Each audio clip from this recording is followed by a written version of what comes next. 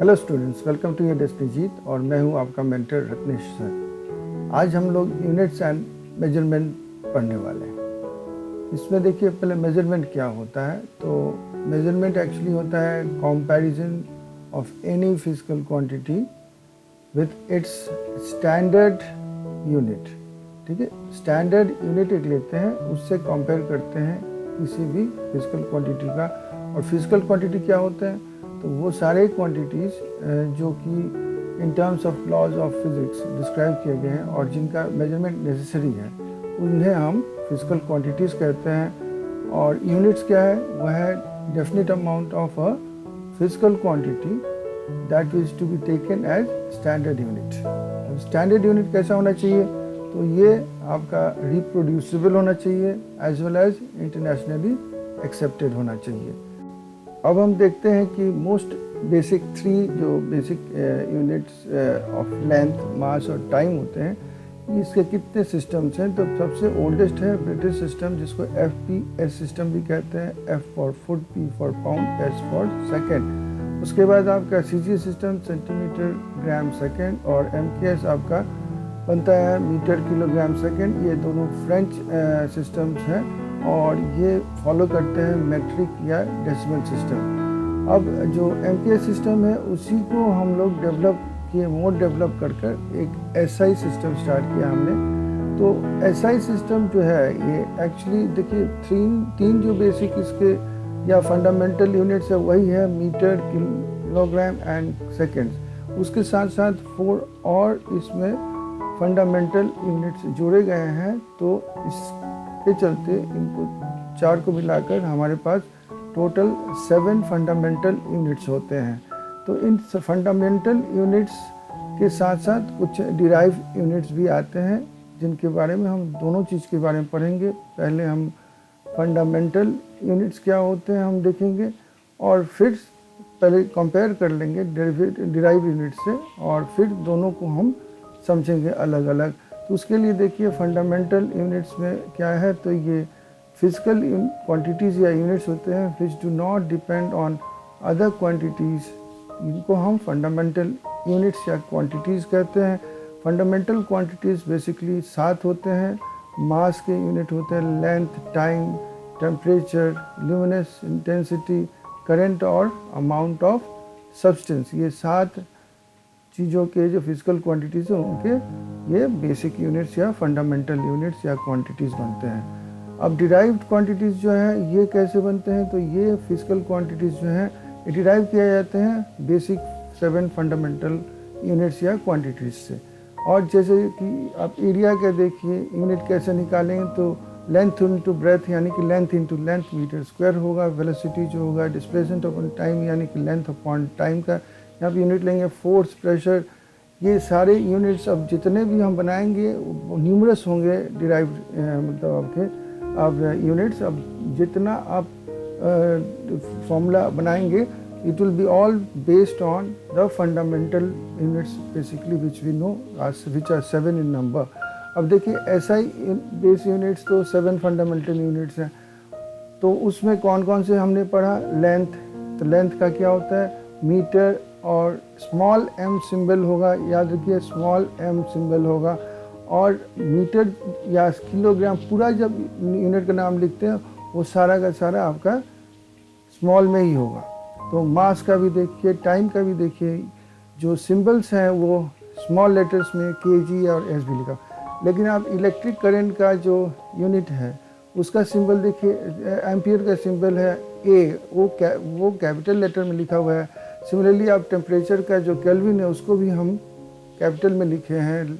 ये capital letter में इसलिए लिखे जाते हैं क्योंकि ये साइंटिस्ट के नाम पर ये सिंबल्स रखे गए हैं। तो किसी साइंटिस्ट के नाम पर कोई सिंबल यूनिट का रखा जाए तो उसको कैपिटल में लिखें, लेकिन पूरा नाम तभी भी हम स्मॉल लेटर्स में लिखते हैं।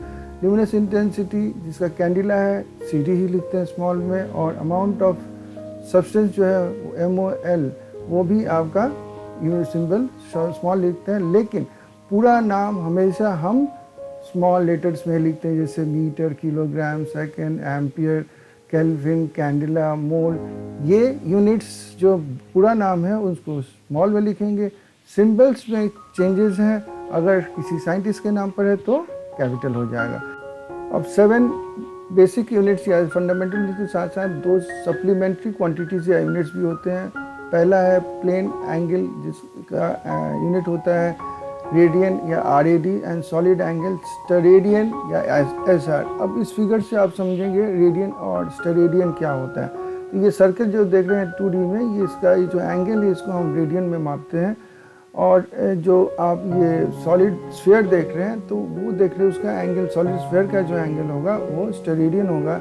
इनको हम special type of derived units कहते हैं। ये भी डिराइव्ड यूनिट्स हैं, लेकिन ये स्पेशल है क्योंकि एक्चुअली इनका डायमेंशन नहीं रह जाता है, 0 हो जाता है। अब देखिए बाकी जो डिराइव्ड यूनिट्स है तो यहाँ पे दिए हैं, उसके साथ साथ आपके ये दोनों जो स्पेशल डिराइव्ड यूनिट्स थे वो भी दिए हुए हैं, यानी कि प्लेन एंगल जिसका ये यूनिट रेडियन है, और सॉलिड एंगल जिसका यूनिट स्टेरेडियन है। उसके अलावा आप देखिएगा area, volume, velocity and so on, बहुत सारे यहाँ पे ये फिजिकल क्वांटिटीज दिए गए हैं जिनका हम यूनिट्स डिराइव करते हैं फ्रॉम द कहाँ से, फंडामेंटल यूनिट्स या क्वांटिटीज़, जिनको हम कॉमन डिराइव्ड यूनिट्स कहते हैं।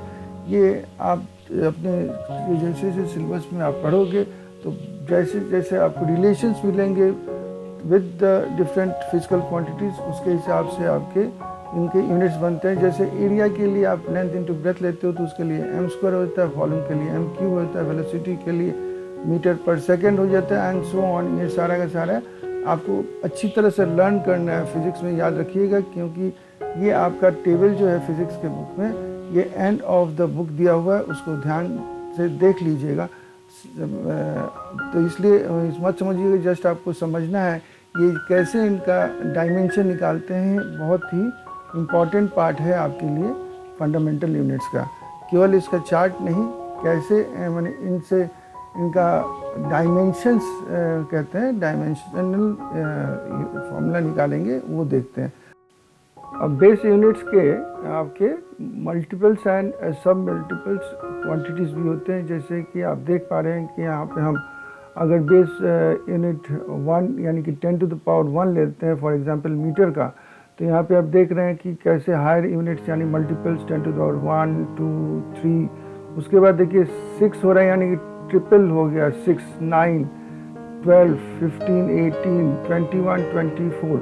ये डेका, हेक्टो, किलो, मेगा, जीगा, टेरा, बेटा, एक्सा, जेटा एंड योटा है। उसी तरह से आप देखिए सब मल्टीपल्स 10 to the power -1, -2, -3, और उसका फिर जंप कर रहा है 6, 9, -12, -15, -18, -21 एंड 24। ये देखिए ये इम्पॉर्टेंट इसमें जो होते हैं ये माइक्रो और नैनो हम ज़्यादा देखते हैं, इनको याद करना है। ऐसे तो जनरल डेसी, सेंटी एंड मिली तो हम जानते ही हैं, और लास्ट इसका योक्टो है। अब देखिए हम बेस यूनिट्स के हायर यूनिट्स यानी कि मल्टीपल्स को अब दिखाने की कोशिश करते हैं इन सेपरेट चार्ट। अब देख पा रहे हो कि यहाँ पे 10 जो बेस यूनिट है वो 10 to the power 0 है, और इस तरह से हम high units 10 to the power 1, 2 आगे बढ़ते हैं। और इसी तरह से देखिए यहाँ पे नेक्स्ट इस स्लाइड में आप देख पा रहे हैं सब मल्टीपल्स, जहाँ कि हम बेस यूनिट 1 से नीचे की तरफ जाते हैं, यानी कि 10 to the power 0 से 10 to the power -1, -2 and so on हम नीचे जाते हैं, और -10 to the power -24 तक यानी योग तक जाते हैं। तो ये था हमारा पूरा का पूरा एक यूनिट एंड मेजरमेंट का एक सेक्शन का डिस्कशन, जिसको आप अच्छी तरह समझ गए होंगे। आशा करता हूँ कि आपको ये वीडियो अच्छी लगी होगी। Thank you for watching.